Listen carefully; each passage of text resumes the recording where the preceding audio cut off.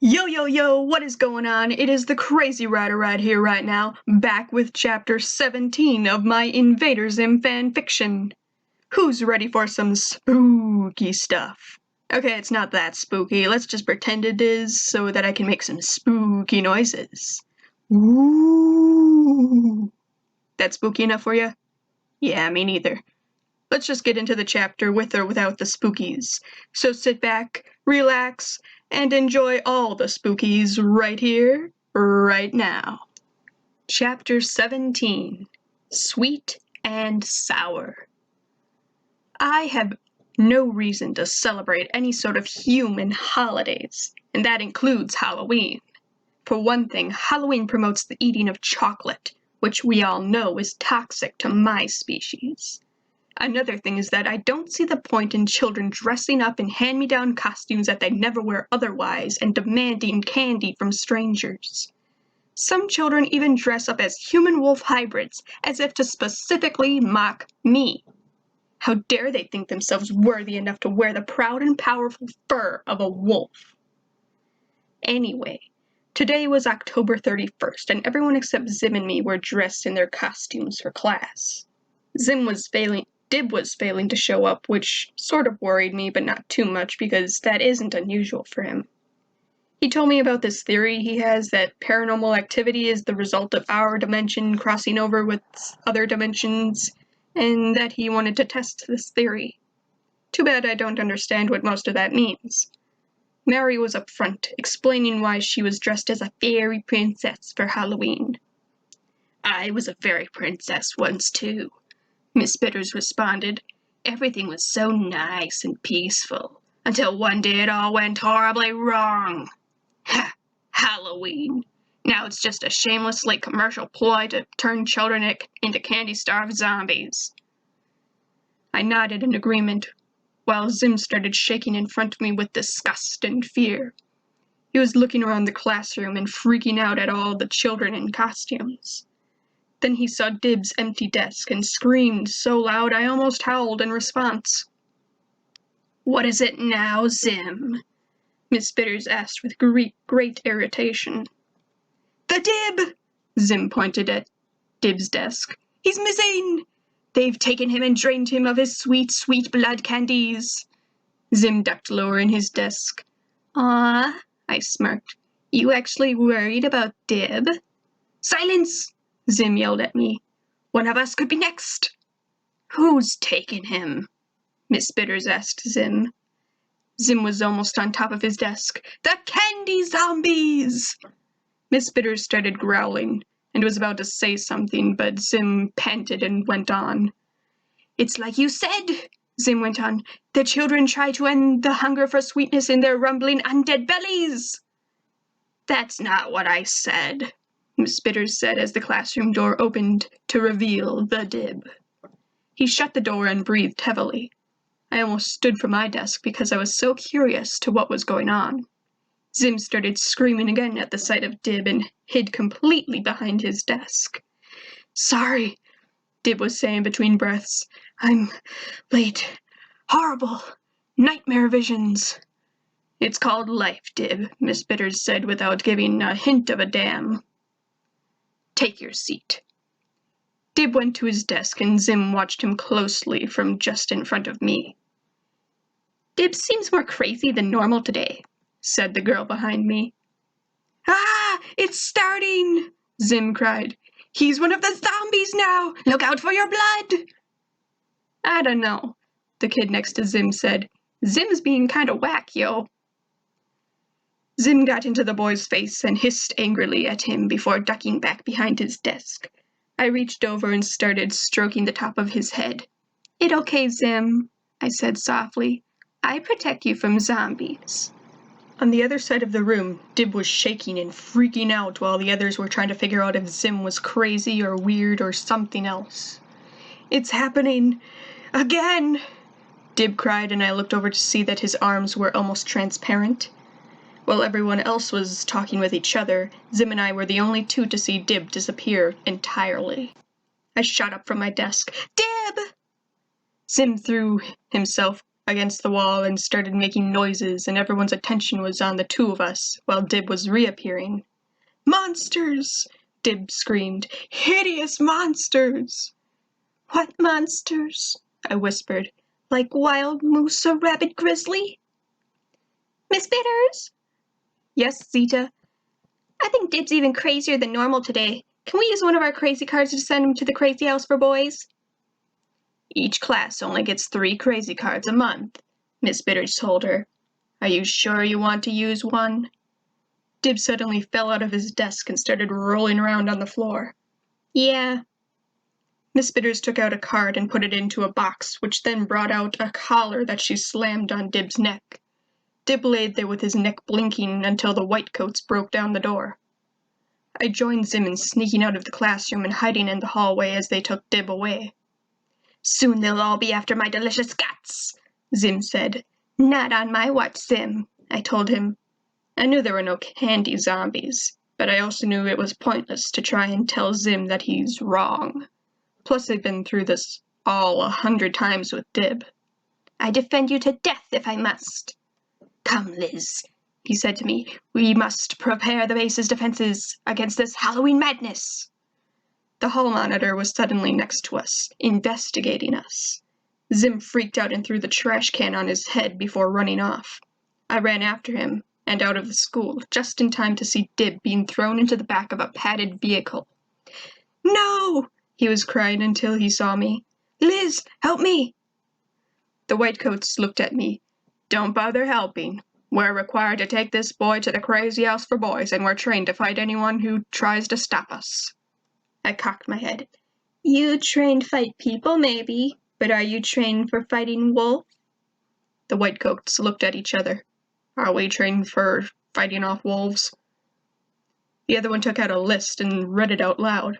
"Let's see, crazy children, denying parents, squirrels, chickens, robots, peanut butter and jelly monsters, Venus flytraps, wiener dogs. Nope, no wolf training." "Then unless you want leave work early today with your stomachs in my stomach, I suggest you hand over boy," I threatened. "Seriously," Dib said up to the whitecoats. "She's dangerous. You might want to listen to her."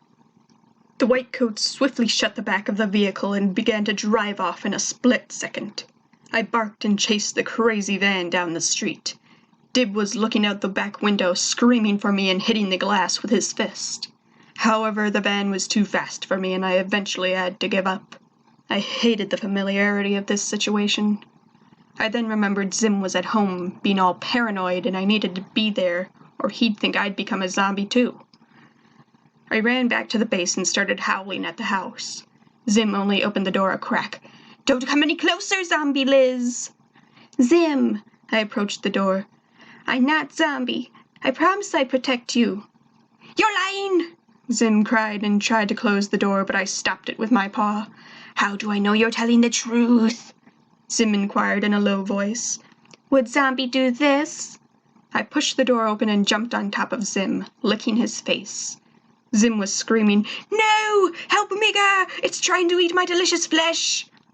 Gar only cheered and jumped on top of Zim as well. I shoved the robot aside and tried to look Zim in the eye. "Zim! Look my eye, Zim!" "Never! I'll never fall for your hypnosis, filthy monster!" I turned Zim's head and looked him in the eye. "Look at me, Zim. I not zombie, and I not let you become zombie." "Fine." Zim pushed me off of him with heavy breaths. "I'll trust you, but close the door." Well, that was easy, but the plot's gotta progress. "We have to prepare the base for this horrible Earth holiday."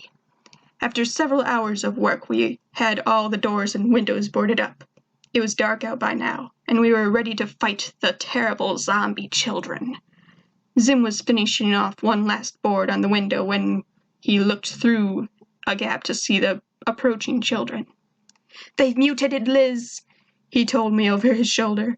"They were disgusting before, but this hunger makes them even more."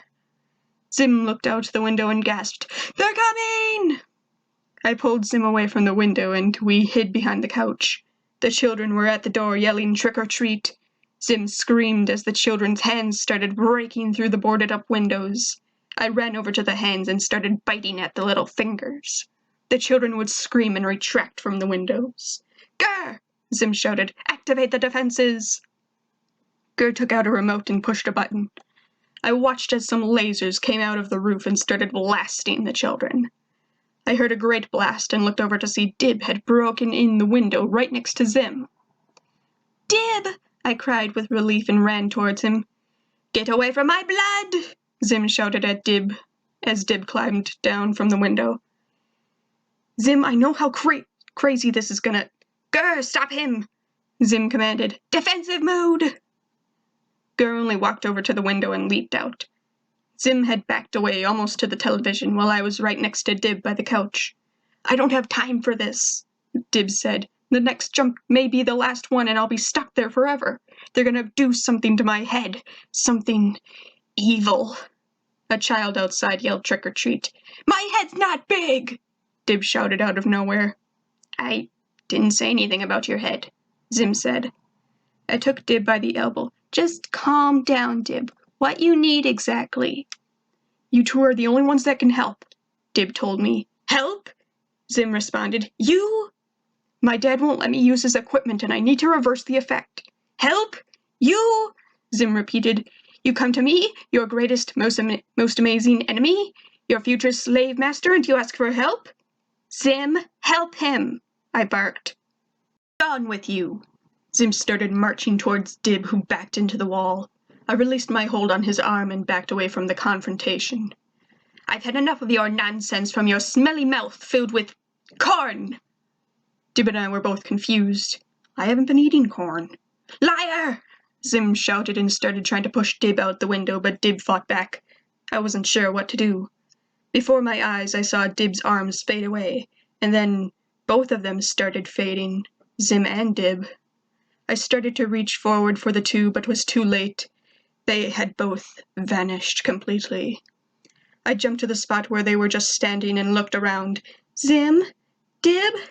I started sniffing the ground and the wall. "Zim! Dib, where you go?" I heard a commotion outside and hopped out the window. I looked and saw Gur in his dog suit, attacking the children and stealing their candy. I looked on in horror at first, but then started smiling and chuckling. "Serves them right."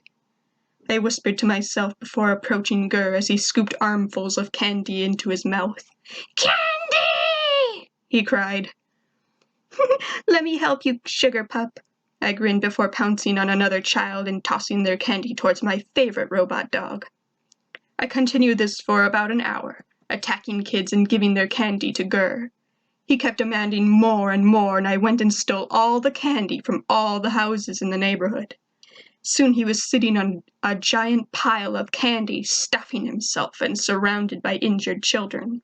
The more he ate, the more Gur grew, until he was almost as big as a bear.